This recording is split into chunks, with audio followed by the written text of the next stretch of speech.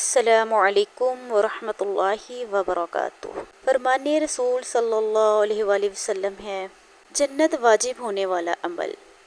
حضرت ابو ہریرہ رضی اللہ عنہ سے روایت ہے کہ نبی صلی اللہ علیہ وآلہ وسلم نے ایک آدمی کو سورہ اخلاص پڑھتے ہوئے سنا تو فرمایا، واجب ہو گئی۔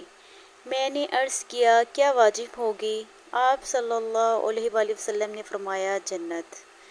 تو ہم سب مل کر ایک دفعہ سورہ اخلاص کی تلاوت کرتے ہیں۔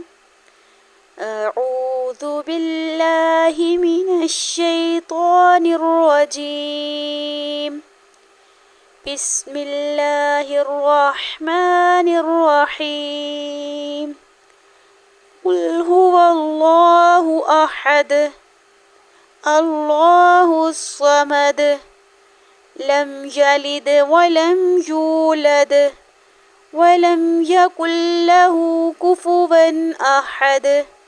جزاک اللہ خیر۔ آپ بھی سورۃ اخلاص کی تلاوت سنیے، پڑھیے، انشاءاللہ اللہ تعالیٰ آپ پر بھی جنت کو واجب کر دیں گے، انشاءاللہ تعالیٰ۔